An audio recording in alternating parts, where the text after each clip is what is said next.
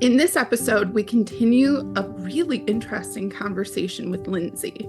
At the end of last episode, I said, "Ooh, you're saying interesting things." In this episode, we go into all of the interesting things that I heard in what Lindsay shared. Welcome to the Plumb podcast. I'm Rosalee.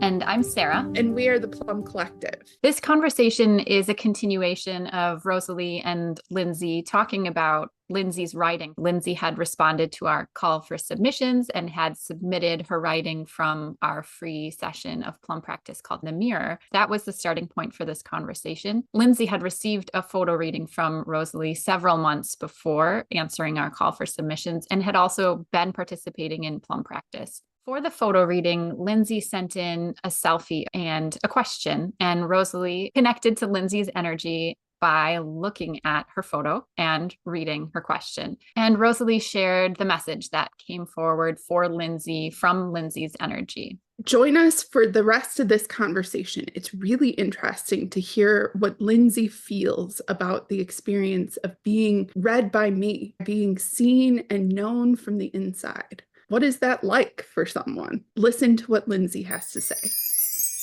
You mentioned it earlier in our conversation. One kind of common thread that I have found is whether it's the fear of saying the wrong thing or writing the wrong thing, fear of what I'm starting to feel. Fear has been kind of a common thread that I've noticed, and something that it's like, okay, I need to try and understand where this fear is coming from and maybe what I need to get over that fear so that I can really just dig deep and witness myself and get to know myself on a more deep level. You said several things that are interesting to me.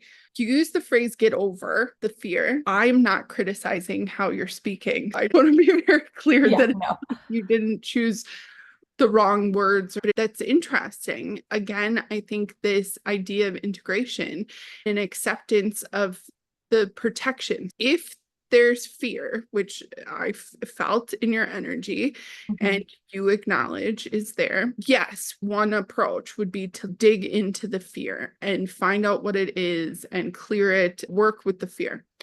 Oftentimes, I find that is just not that fun, and it can be re-traumatizing, or it can be something where it just is hard. One of our taglines, it's a tagline because I say it all the time, that healing doesn't have to be hard and feeling your feelings can be fun. I really genuinely believe that because I experience it. If you're interested in the fear in Plumb practice, something comes up that is relating to the fear. If that feels interesting to explore, absolutely.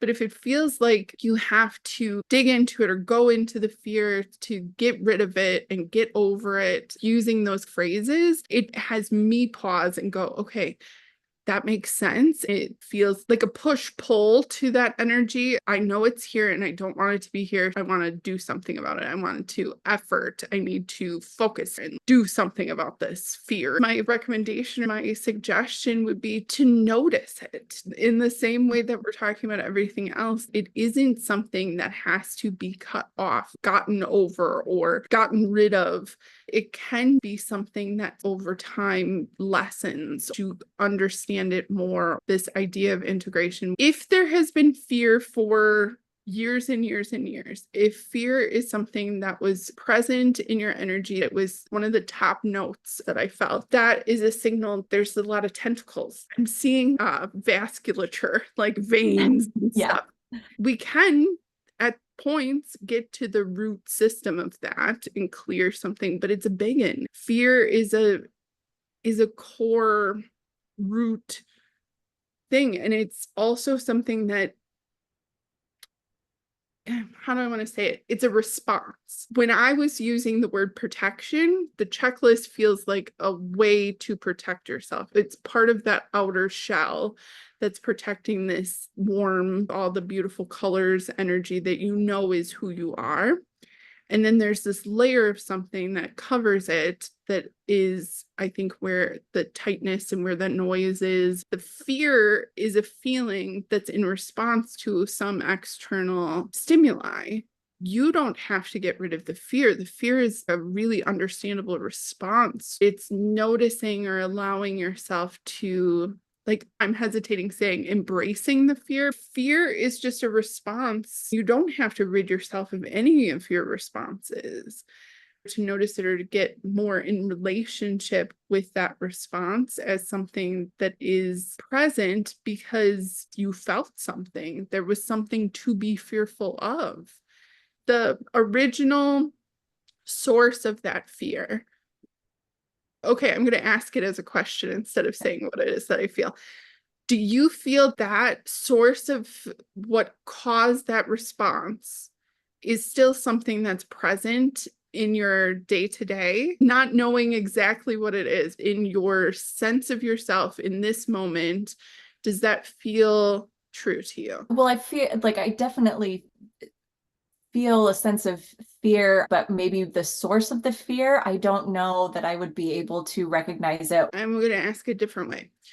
Do you have an idea of the first time you felt that sensation? I'm not sure if I could pinpoint the first, but I can definitely think of instances early on in my childhood that I felt that same sense of fear. You don't have to say who it was, but do you know if it was connected to one specific energy or if it was multiple energies? Yeah, it was one specific energy for sure. Okay. And is that person still in your life? Yeah, less so in my life than they used to be, but yeah, they're still here. Okay. So I think that's like the vasculature, the tentacles. There's still some peripheral connection to this person. What I was feeling before I asked you the question was I don't think that that person is in your day-to-day to where your fear response is being activated by that person in the same way that it was when you were in your childhood. Yeah, that's true. Okay.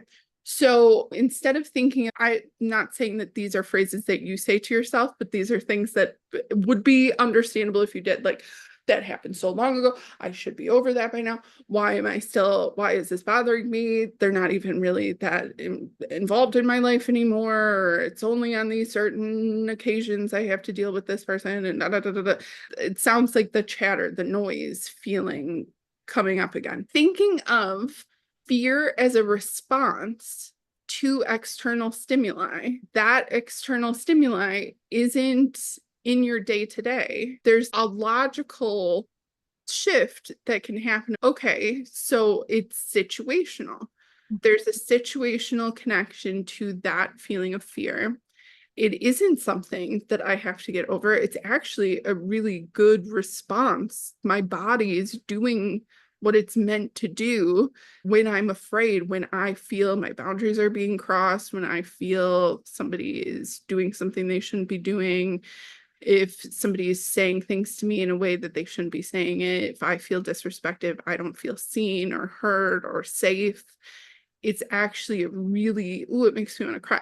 It's a really important response that my body is actually signaling something to me and showing me something about myself and about this other person or the situation. And it's actually really valuable data for me to notice and to engage with.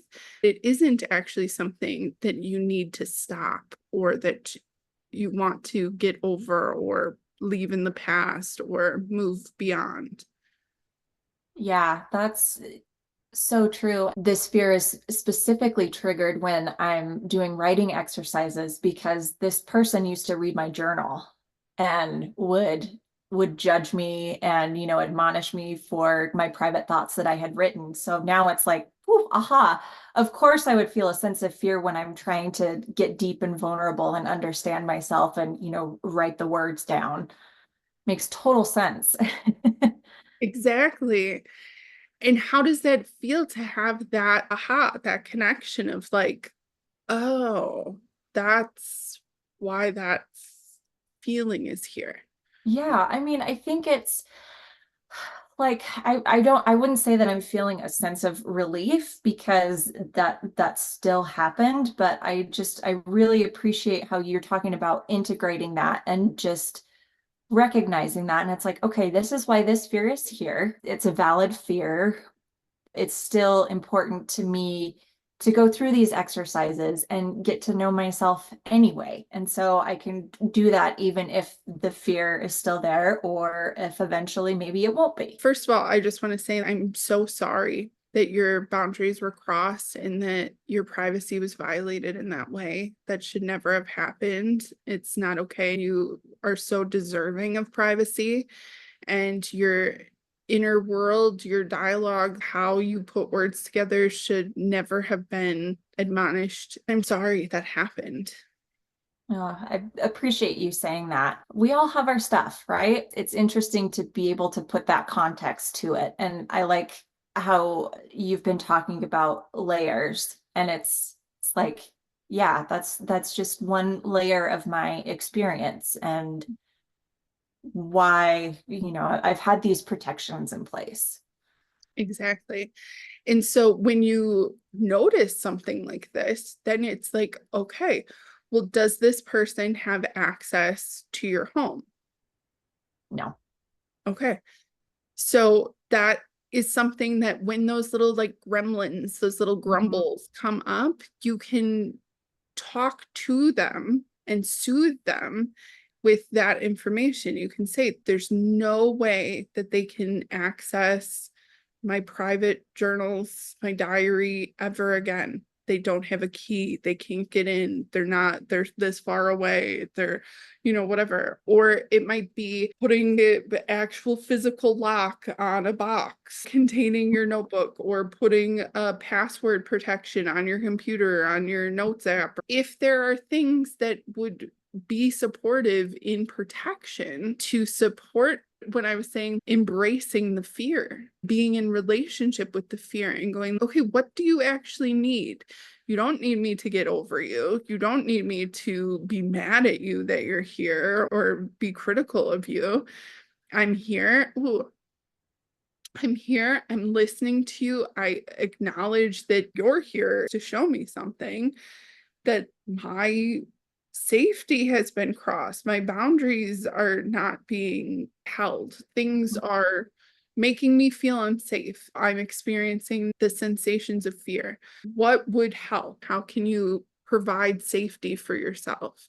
Then you're asking different questions and relating to the sensation of fear in a very different way, instead of feeling like it's something that you should be over or that should be left in the past. Are there things that you can consider that might be supportive in honoring those feelings?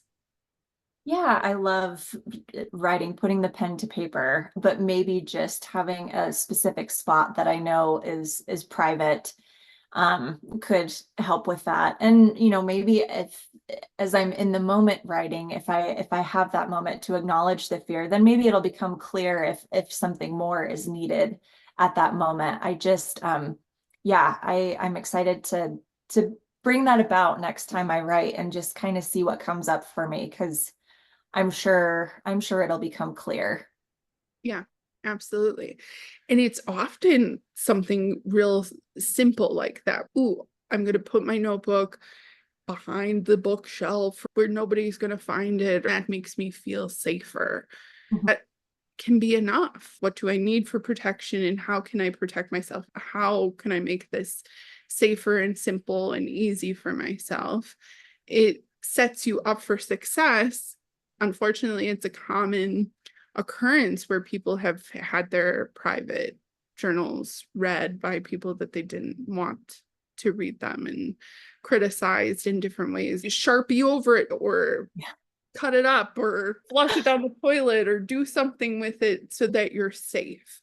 Yeah. And there might be writings that come out in Plum practice for you where you write something, you go, I never want anybody to ever see this, to be in that relationship with yourself, to then ask specifically, in this instance, when I'm witnessing myself read this back, is there something, is there maybe it's not sharpieing over the whole thing, maybe it's just particular words, or it's, using initials for somebody's name instead of their full name. There's ways that you can work with yourself to make it easier and safer. Yeah. Yeah, absolutely. Does it feel like there have been things already in this conversation that have shifted or opened things up for you? Well, I appreciate that we have been able to kind of organically just go along with the conversation. And, the perfectionist in me is like, oh, okay, is this going to make for a good podcast episode? But that's not like, it's okay. I'm enjoying having this time with you. And I just really appreciate it. I'm getting triple the clarity call time. So I just feel really lucky. Well, that's awesome. And yeah, again, that's an understandable thing to flip to the outside. How is this going to be received? Is this a good podcast episode? It's going to be great. It's going to be great. I'm not worried about it at all. But that's understandable. But it really is then noticing that, is that the perspective that I want to continue watching this experience from? Or do I want to feel how it feels to be in my body and to be present for the experience and to just trust that this is going to be a great podcast episode because it's a great experience for you. If it makes a difference in your life, if it feels important to you, the ripples come from there. That's my intention always. If I'm having a good time, if I'm having fun, if I find it interesting, I trust and believe that the other people that are in my comments, there are a lot of people that do not like what I'm saying and how I'm saying it and my voice and all the things, but it's like, it's not for you then. It's not for you. It's for the people that do feel something and are feeling connected to it. It is great. I am curious, what had you book the photo reading initially? Did you have a nudge or a moment where you knew that it was something that you wanted to do?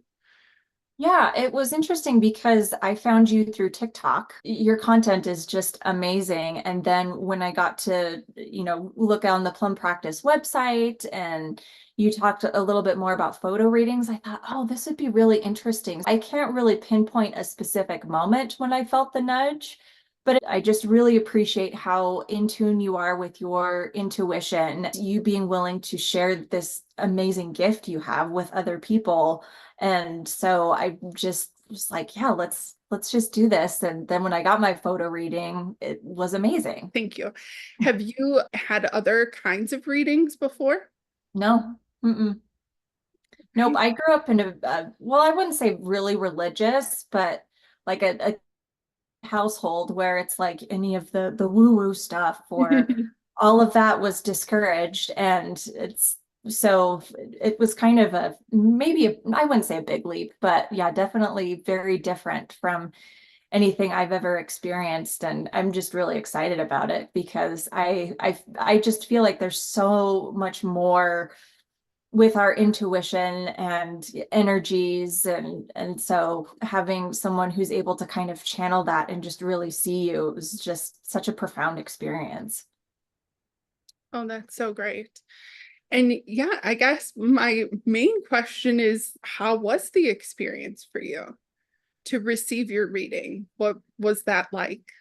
Yeah, so it was really emotional the first time that I listened through it. So I listened to the audio first and then looked at your notebook pages and some of the prompts and the sparks that you gave with it. But just yeah, really emotional. I was kind of overcome because I didn't know what to expect, and to just feel so seen was it felt amazing, but also was just overwhelming because I haven't experienced that very often in my life. And so to have somebody who doesn't know me see me so deeply, it was just incredible. And then thinking about the metaphors, the tea kettle, the checklists, and all of the sparks that you gave, it was just really kind of a great jumping off point for me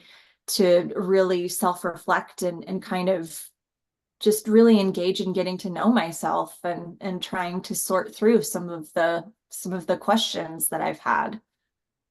Yeah, that's so great. That's how I feel about photo readings, that it's like, it could be just a cool experience, like, because it's cool, it's wild, it's weird, it's interesting that I could look at a singular selfie of you and be like, oh, okay, here, I'm going to talk to you for 20 plus minutes about you. I really feel like I answered your question in your reading without knowing what your question was initially. I could just feel that there was a disconnect between you and other people in some capacity. And it felt like you were asking me why, like, why can't I connect here? And so then to read like your actual question in your words and be like, oh, that's what you're at. Okay. It's a really fun, cool experience for me. It makes it really special. And it also is like an instant gratification of confirming something. Cause it's like, sometimes people never respond to the reading and I don't know. I mean, it feels true to me. It feels accurate, but for you to respond and say that it did feel accurate to you, that it felt emotional, that you felt seen, and that it was a profound experience for you is really cool. And I understand what you're saying about that it was also overwhelming to be seen. I don't have better language than that. To be really seen from the inside, to be known in this intimate way, but to have never spoken to me, to never, have had any kind of personal interaction with each other is weird, is wild, is strange, but is also really profound. Yeah, and so cool. Have you listened to your photo reading when you're in different moods? How has that been?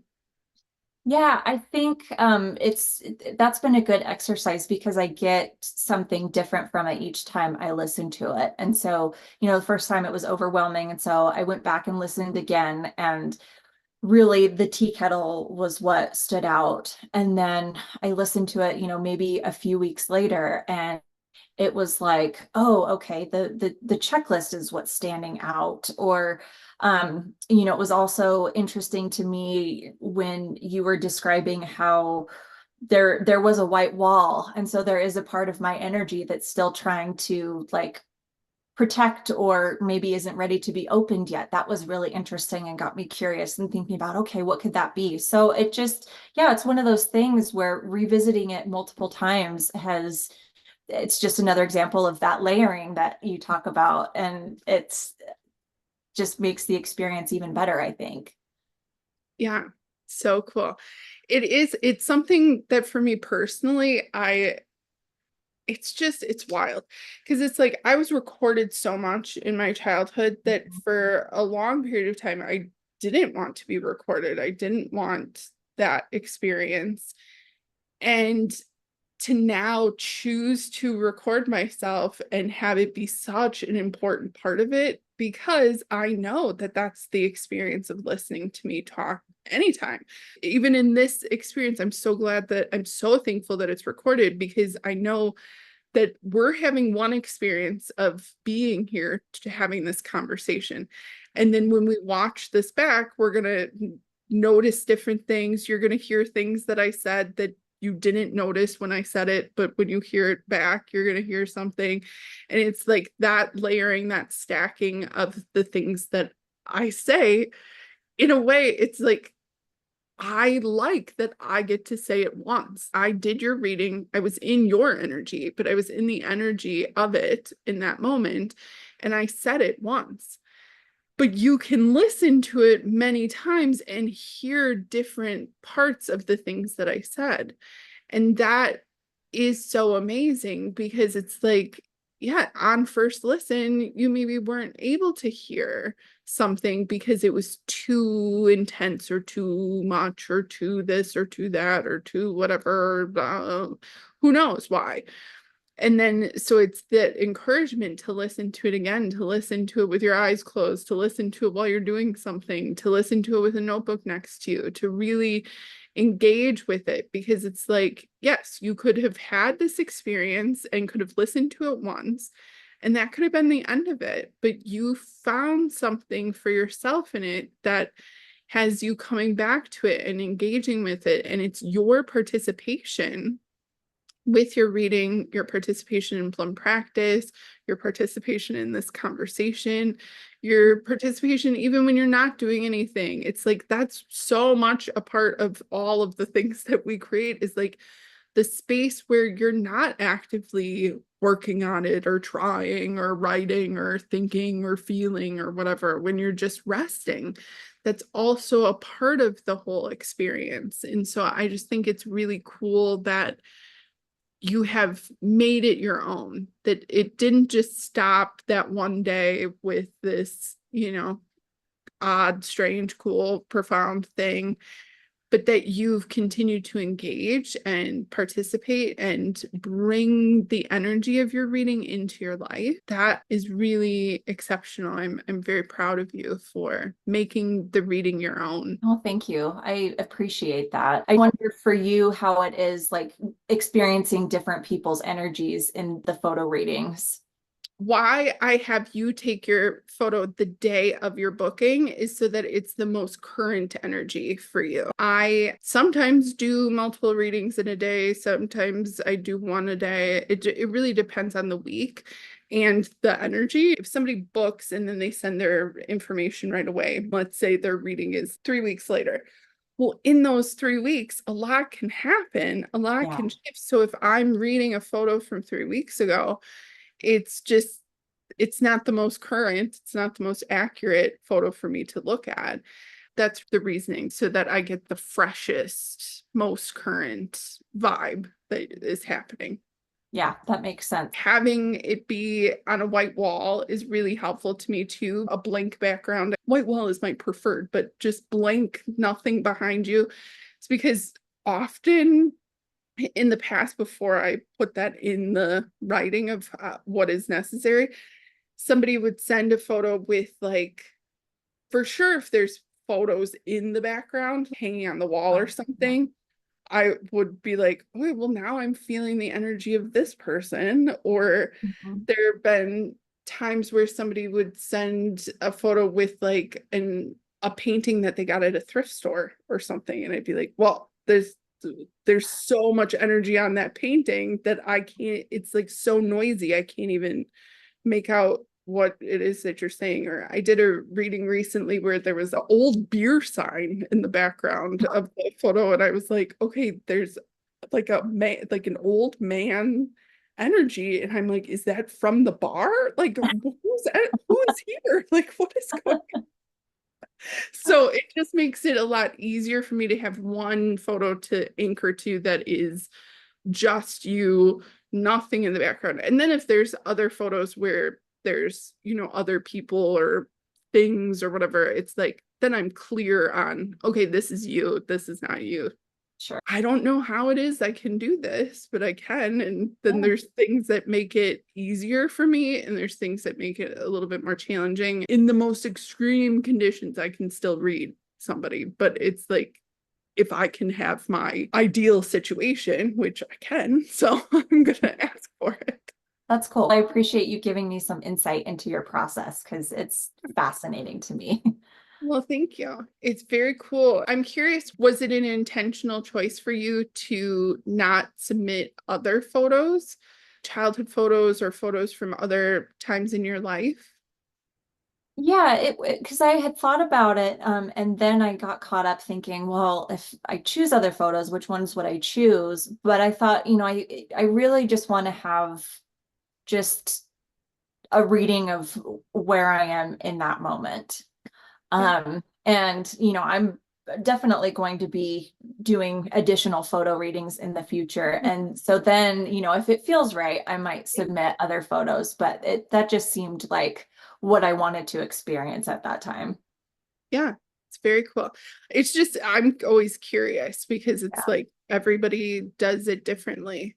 Anything else that you want to tell me about your experience or about how your photo reading has impacted your life? I think it's just got me thinking about in any given moment, like, am I censoring myself somehow, or am I denying my feelings somehow? And so aside from just the really cool work that goes with doing plum practice, just in the day to day, just having that reminder, like, okay, am I honoring myself in this moment? Am I trying to, put the mask on, if you will, or is the tea kettle boiling? And so it's just really made me, I think, more self-aware, and has tried to get me to be more present in any given moment, which has been really cool.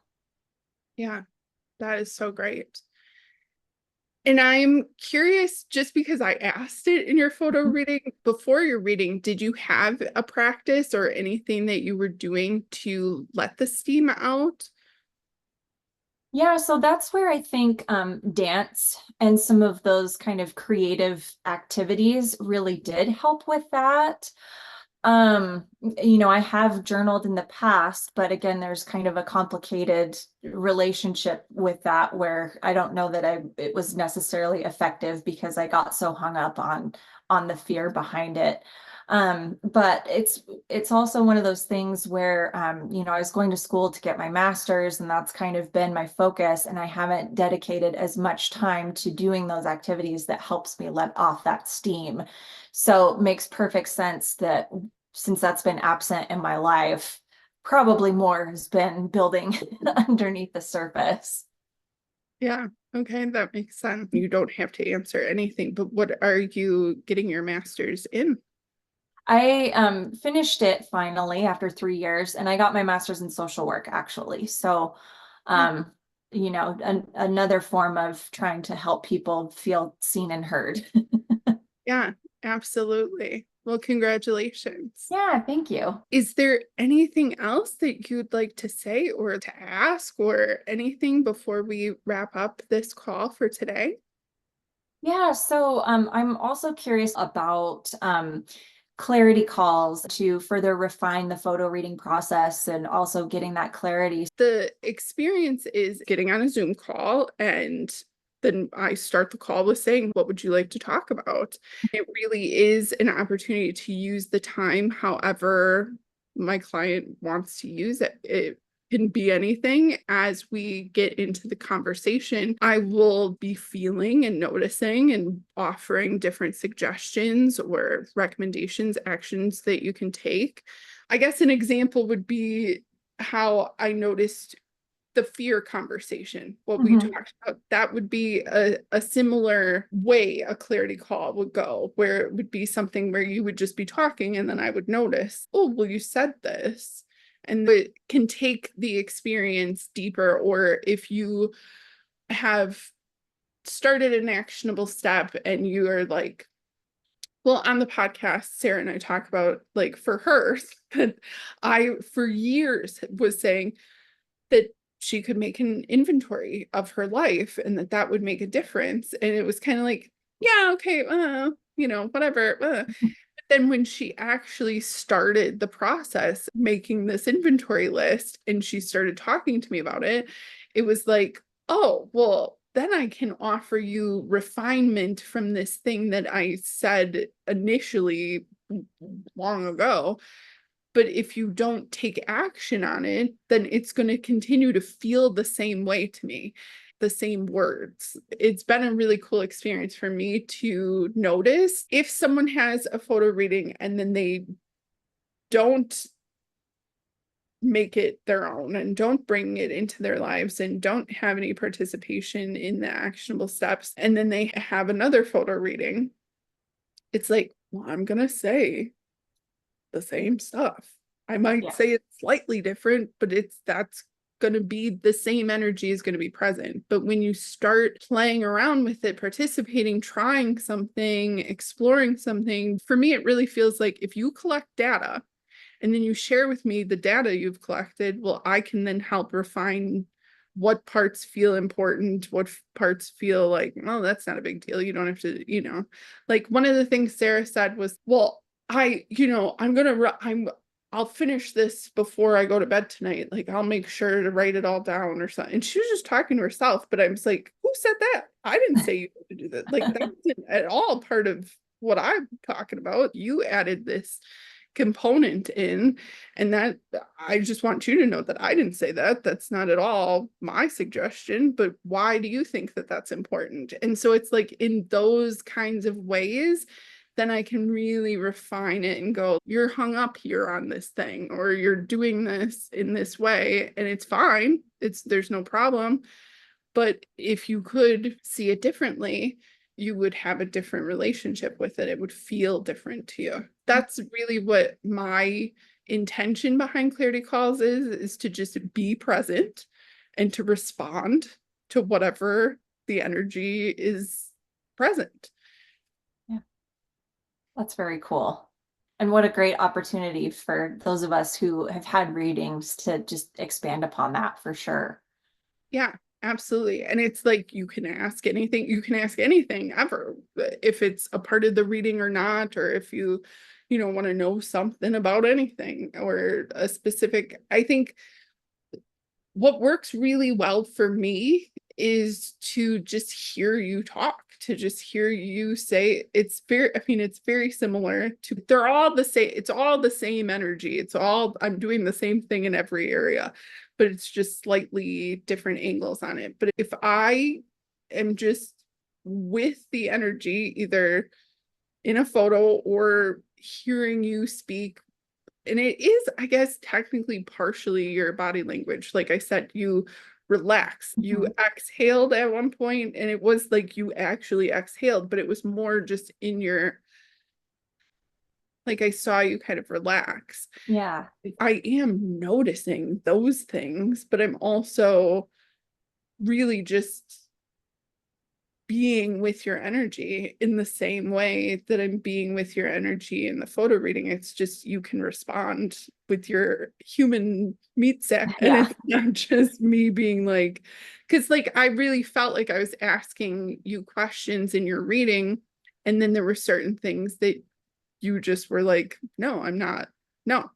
And so like if I were to ask you those things, I still think you would be kind of a no, Yeah. but it would be like maybe it. So this is something that comes up a lot, where I'll ask a very specific question and somebody will give me an answer to a question I didn't ask. And it's like, well, that is also answering my question, because so it's like in a photo reading, I'll experience this white wall sensation where that's my symbol, my signal for, it's not for me to know, it's for you to discover. I can't specifically remember the exact question I was asking the first time, because it came up twice in your reading, I think. Yeah. But it's like, if I were to have asked you that question, I still believe you would have like answered it in a way that really wasn't a clear, direct answer to that question, but it just would have been in a story or in some kind of way. And it's like that I find very interesting, because ultimately it's for you to discover. I don't believe that you actually have the answer to that question in this moment. It's something that through the course of like if you're an onion, or if it's the layers stacking on to themselves, that we're going to the crumbly bits first, the stuff that just naturally kind of falls off on the outside of a onion, the papery stuff. That is the stuff that's right there. And then if I'm asking a question or giving you questions in your Plum Point PDF to like explore for yourself, those questions are layers underneath that crumbly bit. And so it's like, I am never wanting the energy or you to like just pull it all back and like reveal those layers. I want them to be something that just kind of lifts in a gentle way, because it feels important for it to be that kind of process. I've done this a lot, and when I was, a teenager, it was definitely more, I'm grabbing to the root and I'm yanking it out of you. And it's like, okay, well, that doesn't work for people, and it doesn't actually work for me either. It's not kind, even though I'm accurate. It's not kind to just be like, oh, this is the issue, Yeah. My relationship with intuition has gotten much clearer and more, I really just am gentle about everything. But it really is like understanding. Actually, in Plumb practice that comes out on Sunday, I wrote about this where it's like initially I felt like I had paddles, like that when I would do a reading, I was like shocking the life back into somebody. That is important if you're flatlining, to have paddles on your chest. But it also can singe people. Mm-hmm. So instead, I've now shifted into a position and into a place where it's like, I feel like I'm offering, what did I write? Something about zest. That's what the sparks are. I'm offering you these sparks that you then can fan the flames of and ignite for yourself. But I'm not shocking you. I'm pointing to things and going like, oh, over here there's something, and over here there's something. And then it's really in your command to explore that and to, participate in that. And then it's something that's gentle for you and in your own time. Those questions, I do believe that you will know the answer to through your participation in Plumb practice and through dance and through all of the things that you are connecting with yourself. It's like that will become clear to you when it feels like the crumbly bits. But it's not something that we're, just going in and manhandling and peeling all the layers back and just getting to the raw pink skin of it all. My metaphors go all over the place now. You got pink skin at the center of your onion, but like that real tender stuff, you're gonna know it. It's going to come in clear for you. I'd rather that happen in a way that feels really gentle and incremental and natural than it be something where I just rip it right off and, Yeah. Yeah. And how amazing for you to be able to refine your process such that you can just say, okay, that's not for me to know. Like, yeah. I can't imagine what it took for you to be able to get to that point. That's amazing. Well, thank you, because I am nosy. I think I even like I'm curious, I want to know, but it's Yeah. like I respect you. I respect your energy, and I respect that boundary, or that the protection that your energy was showing me, that it's like I'm not willing to overstep that. I just am not willing to, even though I want to know. Mhm. It's just like I think having really clear, strong ethics is a very important part of this process. I really genuinely love people and want to protect you. I want to have you feel very safe and loved and heard and known and seen and understood. I refuse to do anything to put that in jeopardy at all. Yeah. Well, I appreciate that. And I hope that you also have that same feeling of being seen and understood and respected by others. Yeah, thank you. As we kind of close out for today, is there any like last words, anything that you want to say before we end the call?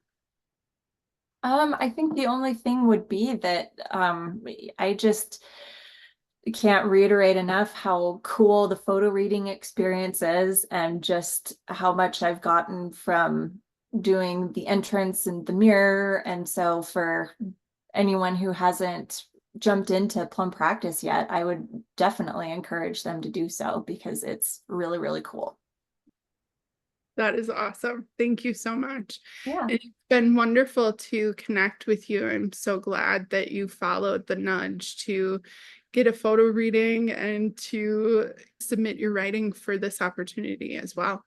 Yeah. Yeah. Well, thank you so much for your time and for, yeah, just connecting with me. This has been great. Thank you for joining us for this conversation. It's so interesting to hear from people who have been read by me and to know what their experience is like and how this has made a difference in their life. We thank Lindsay for sharing so much of her experience with us in this episode. If you are interested in having a Plumb Point intuitive photo reading for yourself, you can check out the description box of this episode where we'll have a link to our website where you can find out more information and click the link to book. Tune in next week for a new episode of the Plumb Podcast where you'll hear a new conversation unfold from a new starting point. The conversation will be different, but we will always express ourselves authentically, and we create the space for you to do the same.